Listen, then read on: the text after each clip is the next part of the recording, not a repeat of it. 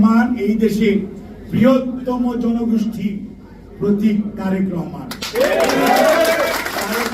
স্বাধীনতার ঘোষক শহীদ রাষ্ট্রপতি জিয়াউর রহমানের জ্যেষ্ঠ সন্তান, 3 বারের প্রধানমন্ত্রী দেশনেত্রী বেগম খালেদা জিয়ার জ্যেষ্ঠ সন্তান। তারেক রহমান খুঁজলেই পাওয়া যাবে। আজই তারেক রহমান নিজের যোগ্যতা বলে আজকে দেশের শুধু বাংলাদেশি জাতীয়তাবাদে যারা বিশ্বাস করে তাদেরকে নয়, বিএনপিকে নয়, গণতন্ত্রকামী মানুষকে ঐক্যবদ্ধ করে আজকে উনি নেতৃত্বে প্রতিষ্ঠিত। তারেক রহমানকে নিয়ে আপনারা নিজেদের সাথে তুলনা করবেন, মানুষ হাসে, বুঝতে পারছেন, এবং আড়ালে আঁচলের তলায় মুখ লুকায়। কথা বলেন, আপনাদেরটা বলেন, কোনো সমস্যা নাই। তারেক রহমানের সাথে ডক্টর মোহাম্মদ ইউনূস কথা বলবেন কি বলবেন না, আপনারা বিব্রত, জাতি বিব্রত। আরে ভাই, জাতির হোলসেলারে কি আপনারা নিয়েছেন? হ্যাঁ, জাতিকে 18 কোটি মানুষের দায়িত্ব কে নিয়েছে? আপনার নির্বাচন হয়েছে, নির্বাচিত 300 প্রতিনিধি আছে, যে দে আর দি রিপ্রেজেন্টেটিভ অফ দি জাতি।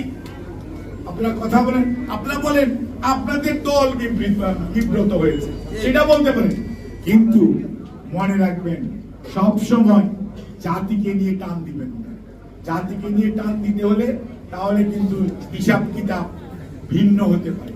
কারণ বাংলাদেশের বৃহত্তম গণতান্ত্রিক রাজনৈতিক দলের নাম বাংলাদেশ জাতীয়তাবাদী দল। এই দলের চেয়ারম্যানের সাথে প্রধান উপদেষ্টা মহোদয় সভা হয়েছে। সভা হওয়ার আগে আর পরের অবস্থা দেখে এই দেশের মধ্যে অনেক ধরনের বিশৃঙ্খলা কমে গেছে, শান্তি শৃঙ্খলা মানুষের মধ্যে আশা জেগেছে যে একটা নির্বাচন হওয়ার সম্ভাবনা আছে, যেটি অনেকভাবে প্রলম্বিত করতে চাই।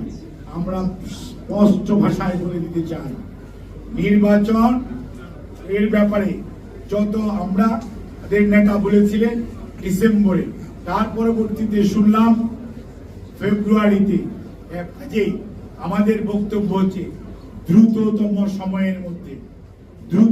সময়ের মধ্যে জনগণের অধিকার জনগণকে ফেরত দেওয়ার মধ্যেই আগামীর বাংলাদেশ গড়ার শক্তি নিহিত আছে।